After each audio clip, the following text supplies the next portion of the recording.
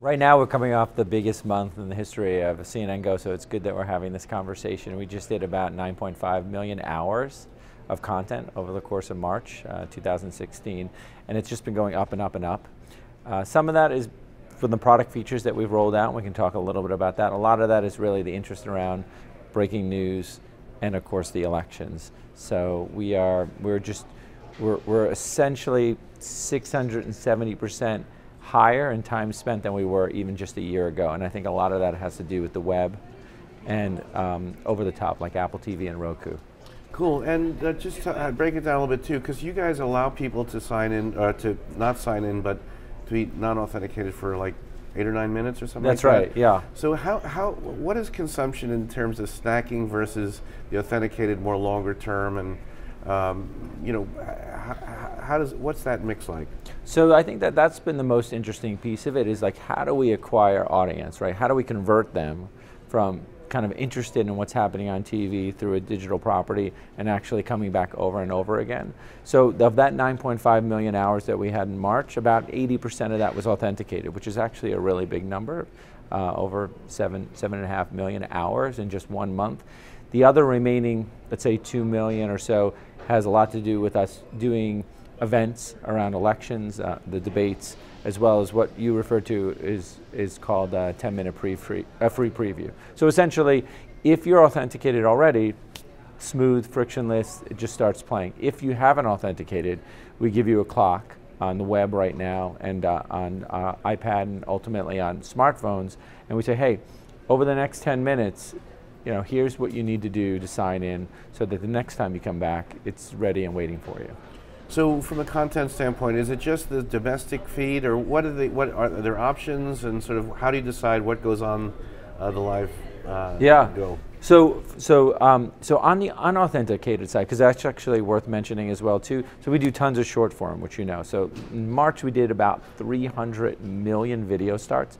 That's unauthenticated content, all the clips that you see across all our platforms, and that also was a record. But for the authenticated side of things, once you are in the experience, there's a few different things you can get. One, on the live experience, you can get CNN, HLN, and now CNNI.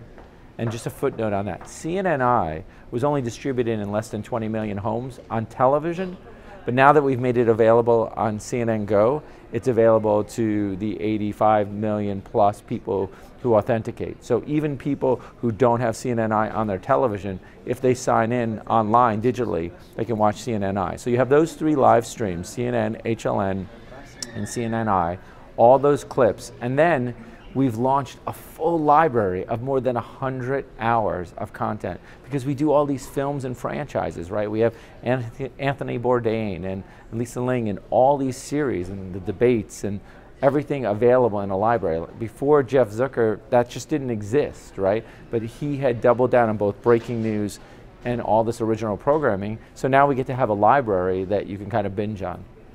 So let's talk about monetization a little bit, and the challenges of serving up relevant ads, ads that marketers want to serve up into this stream, and where that stands. I know we're looking at sort of some challenges as an industry, but where does that stand for you guys?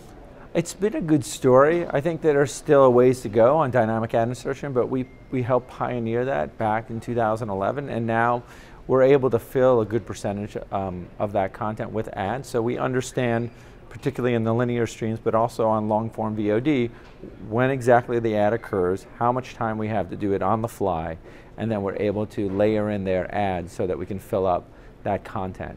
There are challenges, right? So some of the challenges that the industry's experiencing that you alluded to is just the format of those ads, the frequency of those ads.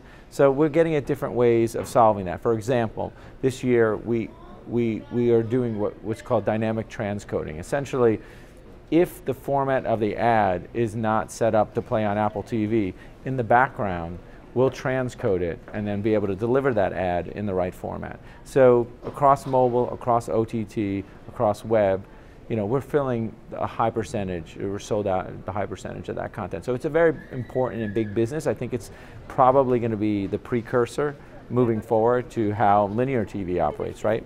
Ultimately, everything is going to dynamic ad insertion, whether it's linear TV, it won't be called linear TV, but TV, and digital.